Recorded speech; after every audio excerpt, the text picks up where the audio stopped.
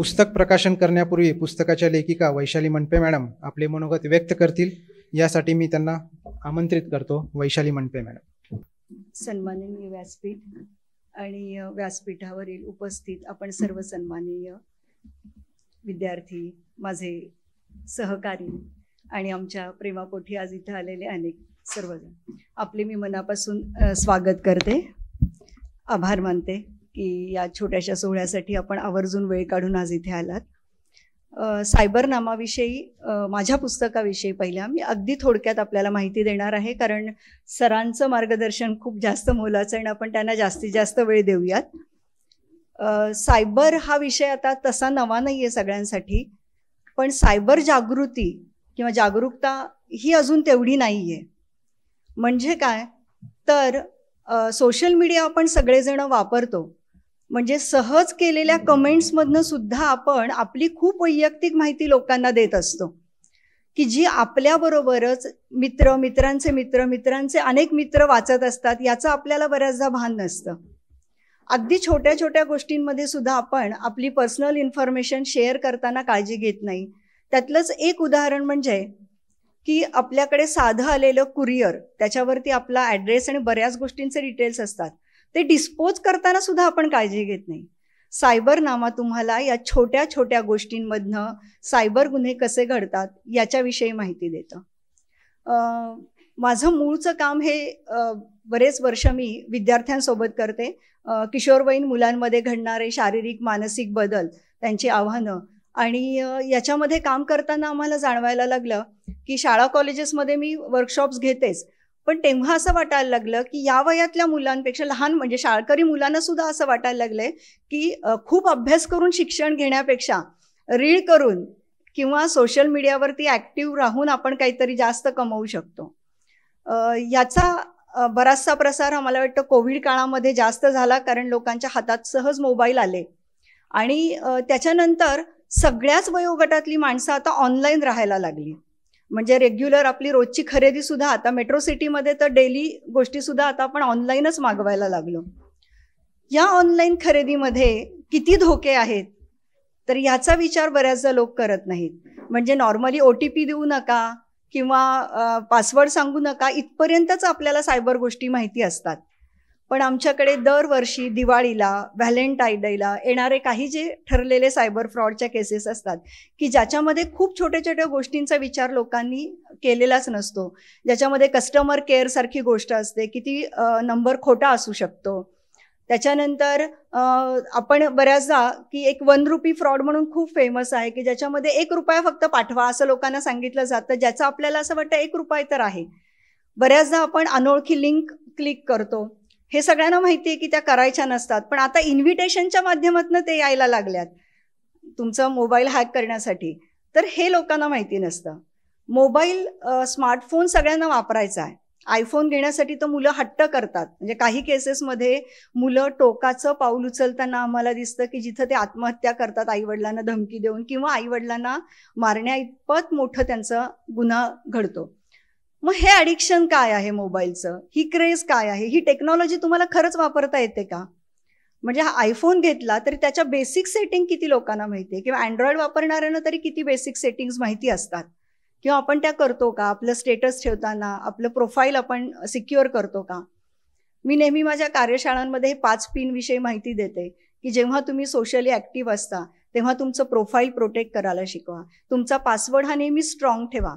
आपण नॉर्मली आपला पासवर्ड आपल्याला लक्षात राहील असा जन्मतारीख, आपलं एखादं गाडीचा नंबर अशा ठेवतो की ही सगळी माहिती तुमचं एक आधार कुठेतरी दिलेलं असतं, त्याच्यात बऱ्याचशा गोष्टी सापडणं सोपं असतं. मग या छोट्या छोट्या गोष्टी मी सायबरनाम्यामध्ये तुम्हाला सांगण्याचा प्रयत्न केला आहे की ऑनलाईन खरेदी करताना आणि विक्री करताना आता नवा फ्रॉड जो सध्या चालू आहे की चुकून तुम्हाला पैसे पाठवले गेलेत तर थोडेसे, आणि हे सगळ्या केसेस म्हणजे नुकतीच घडलेली औरंगाबादची केस माझ्याकडे होती की ज्याच्यामध्ये क्रिटिकल कंडिशनमध्ये त्यांनी बघितलं की ही सगळी फॅमिली हॉस्पिटलाइज आहे. मग हे यांना सायबर गुन्हेगारांना कसं कळतं तर आपण सातत्यानं आपले सगळे लोकेशन, आपल्या लाईव्ह गोष्टी शेअर करत असतो. सोशल मीडियावरती आपलं लोकेशन सतत लाईव्ह शेअर असतं आणि ते बंद करायचं असतं, हेच लोकांना माहिती नाही. आणि मग त्या कंडिशनमध्ये नाही मला तुमच्या मिस्टरांनी इमर्जन्सी हॉस्पिटलसाठी पैसे द्यायला सांगितलेत, पण मी चुकून जास्त 70-80 हजार पाठवलेत, तर 50 घ्या, उरलेले 20-25 मला परत पाठवून द्या. त्या क्षणी त्या व्यक्तीला सुचत नाही की आपण काय करावं. सुदैवानं त्यांच्याबरोबर असणारी व्यक्ती माझं वाचत होती आणि तेव्हा त्यांनी सांगितलं की त्यांच्या अकाउंटमध्ये एवढे पैसे नव्हते. म्हटले काय करूया? ते म्हणाले नाही नाही, हा धोका आहे, असं आधी तुमच्या मिस्टरांशी बोला तुम्ही. हे सांगायचा उद्देश काय, तर जे सायबर अवेअरनेसचं काम आम्ही करतो त्यातनं आता बऱ्यापैकी लोकांना असं वाटायला लागलंय की आपण जागरूक व्हायला पाहिजे. पण तरी सुद्धा मोह के धागे आहेच. म्हणजे कुठेतरी आपल्याला एक एक्स्ट्रा स्पेस मिळते म्हणून आपण व्हील फिरवत असतो.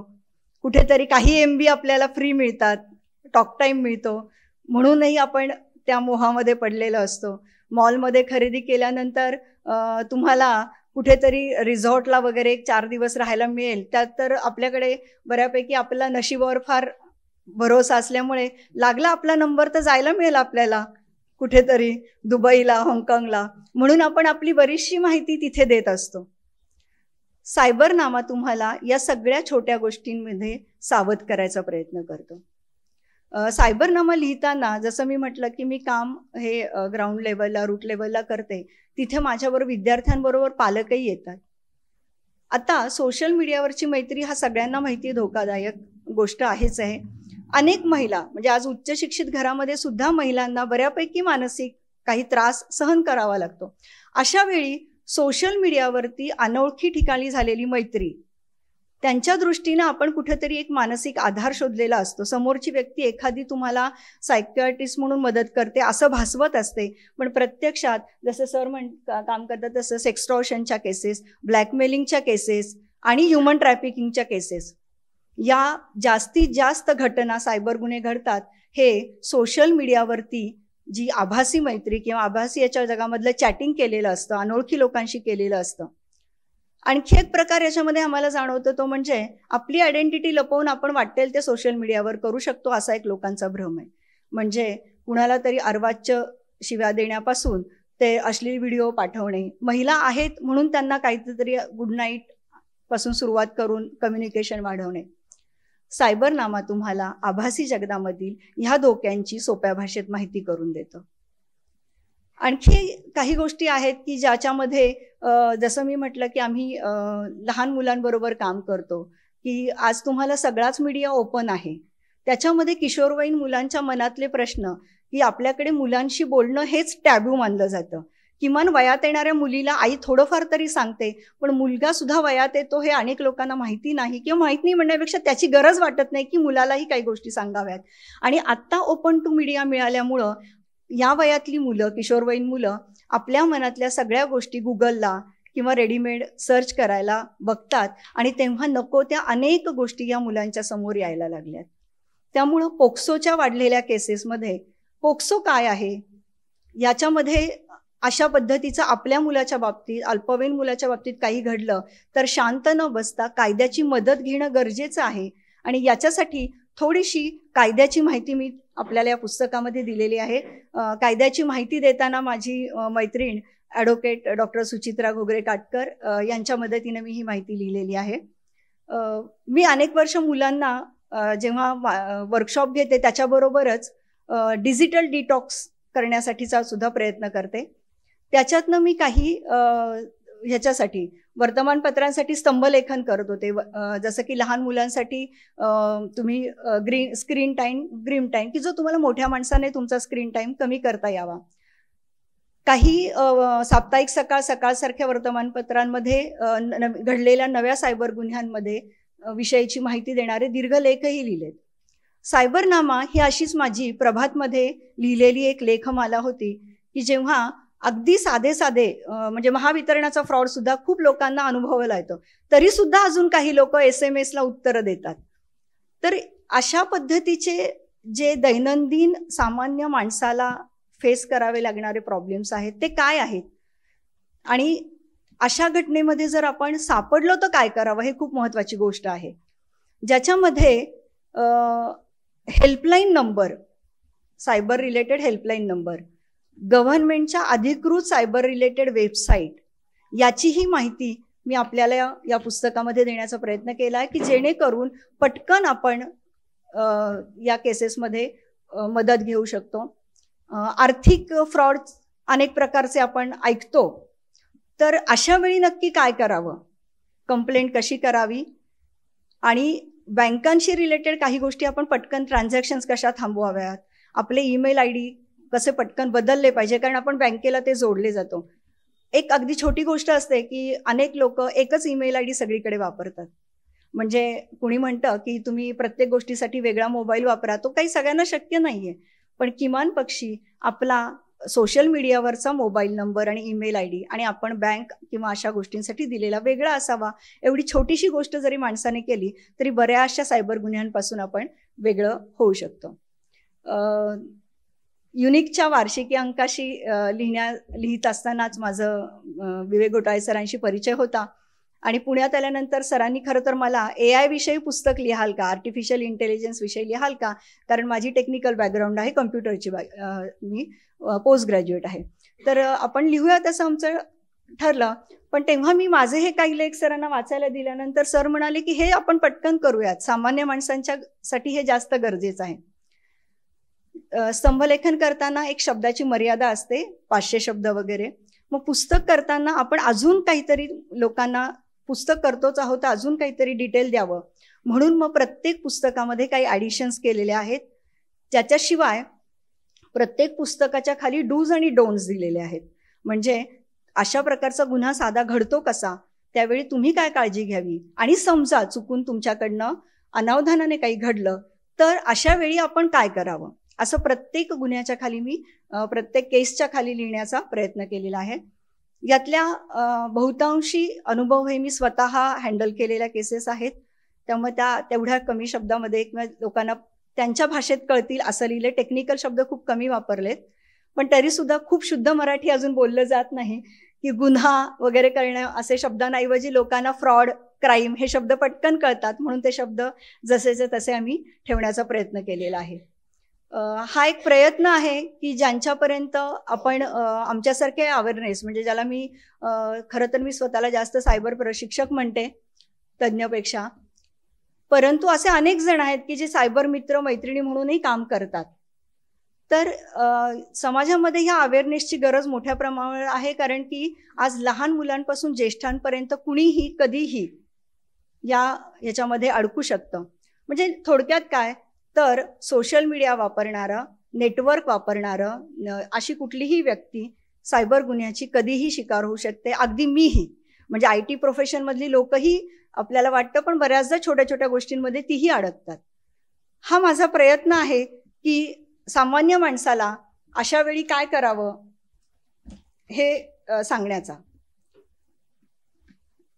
सायबरनामा प्रकाशित केल्याबद्दल युनिक फाउंडेशनच्या डॉक्टर विवेक घोटाळे sir, Mukta madam, Patil sir या सगळ्यांचे मी मनापासून आभार मानते. आणि सगळ्यात महत्त्वाचं म्हणजे भागवत सरांची मी अत्यंत ऋणी आहे की माझ्या या पहिल्याच प्रयत्नाला त्यांनी खूप छान प्रस्तावना लिहिली, आणि त्याचबरोबर ते पुण्यात येणार म्हटल्याबरोबर त्यांनी कळलं की मी येतोय कार्यक्रमाला. मला ते खूप छान आहे की सरांना आज तुमच्या भावी अधिकाऱ्यांना सरांचं एक छान मुलाचं मार्गदर्शन लाभेल. जसं मी मगाशी म्हटलं की बरेचसे सायबर केसेस या आभासी जगातली मैत्रीमध्ये होतात, तर सरांनी खूप महत्त्वाचं काम ह्युमन ट्रॅफिकिंगच्या केसेसमध्ये केलेले. अनेक तरुणांचे त्यांनी त्याच्यामध्ये त्यांना, जसं मला वाटतं थायलंड म्यानमारची केस ना, ज्याच्यामध्ये आज आपल्याला परदेशी नोकरीचं फार अट्रॅक्शन आहे, तर त्याच्यामधली ही अडकलेली मुलं त्यांनी सरांनी सोडवलेली. खूप मोठं काम सरांचं त्याच्यामध्ये आहे. त्या केसविषयी मी माझ्या कामाव्यतिरिक्त हेही याच्यामध्ये इन्क्लूड केलेलं आहे. मी काम करत असलेल्या बाललैंगिक याच्यामध्ये पोक्सो कायदा काय आहे आणि IT ॲक्ट काय आहे, IT ॲक्ट हा सामान्य माणसासाठी कसा उपयोगी पडतो याचंही मी थोडंफार माहिती देण्याचा प्रयत्न केलेला आहे. एखादं पुस्तक पब्लिश करणं हे टीमवर्क आहे. म्हणजे लेखक म्हणून आम्ही लिहित असतो, पण परंतु त्याला इतकं सुंदर आकार देण्याचं काम युनिक फाउंडेशननं खूप छान पद्धतीनं केलेलं आहे. माझ्या या पुस्तकाचं मुखपृष्ठ जे माझ्या विषयाला साजेसं आहे असं करणारे अमोल पाटील सर, त्यानंतर माधवी मॅडम ज्यांनी पूर्ण DTPचं काम केलं. आणि आता लोक जेव्हा कधीही कुठल्याही वेळी पुस्तक मागतात त्याचं सर्क्युलेशन करणारे आपले केदार सर, खूप छान सर पटापट पुस्तकांचं डिलिव्हरी देत आहेत. तर ह्या सगळ्यांचे आणि युनिकच्या सर्व टीमचे मी मनापासून आभार मानते. माझ्या आनंदात तुम्ही सर्वजण सहभागी झाला, ह्या माझ्या मित्रमैत्रिणींचे मी मनापासून आभार मानते. माझ्या बऱ्याचशा कामामध्ये माझ्या ह्या सुवर्धिनीच्या 2 मैत्रिणी आज आवर्जून सातारवरून आल्यात. आमची सुवर्धिनीची टीम आहे आणि आम्ही खरंच खूप छान ग्रासरूट लेवलला काम करतो आहोत. तर अशा माझ्या डॉक्टर सुचित्रा घोगरे काटकर आणि शुभांगीताई दळवी, ते ह्यांचे मी मनापासून आभार मानते. सायबरनामा जरूर वाचा आणि तुम्हाला काय वाटलं याच्या प्रतिक्रिया मला खरंच द्या. आणखी तुम्हाला काय हवं, काय अपेक्षित आहे हेही जरूर सांगा.